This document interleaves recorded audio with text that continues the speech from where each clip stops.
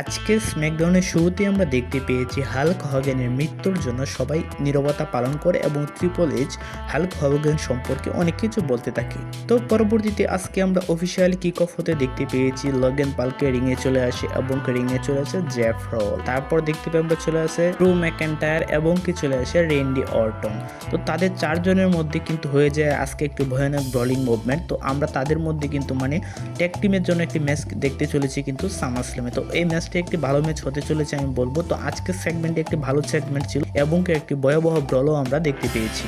তো এর পরবর্তীতে আমরা দেখতে পেয়েছি ওমেন্সদের মধ্যে অ্যালেক্সা ব্লেজ ভার্সেস রক্সিনি পেরেজের মধ্যে একটি সিঙ্গেল ম্যাচ। তো এই ম্যাচটি রিং সাইডে আমরা দেখতে পেয়েছি রিকো রদ্রিগেজ অ্যান্ড শার্লট ফ্লেয়ারকে।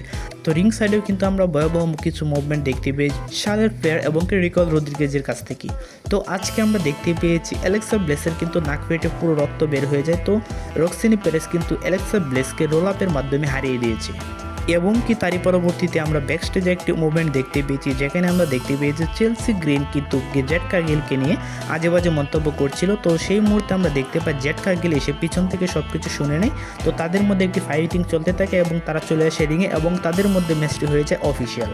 তো শেষ পর্যন্ত আজকে আমরা দেখতে পেয়েছি ম্যাচটিতে কিন্তু জেড কার্গিল জয়লাভ করতে সক্ষম হয়ে যায়। বাট পরবর্তীতে আমরা দেখতে পাই এলবা ফায়ার এন্ড পাইপার নিবেন এসে কিন্তু জেড কার্গিলকে আবার অ্যাটাক করতে শুরু করে। তো তাকে বাঁচাতে কে চলে আসে টিফিন স্টেশন। তো টিফিন স্টেশন এন্ড জেড কার্গিল দুজন মিলে চেলসি গ্রিন পাইপার নিবেন এবং এলবা ফায়ারকে মারধর করে রিং থেকে ভাগিয়ে দেয়।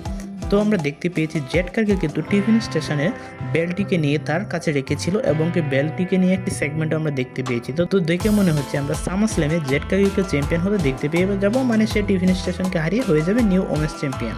এবং তার পরবর্তীতে ব্যাকস্টেজে আমরা দেখতে পেয়েছি দ্য মিস কিন্তু জ্যাকেব ফাটুকে একটি স্ল্যাব দিয়ে দিয়ে চড় দিয়ে দিয়ে। তো তার প্রেক্ষিপ্তে আজকে আমরা একটি ম্যাচ দেখতে পাই জ্যাকেব ফাটু ভার্সেস দ্য মিজের মধ্যে।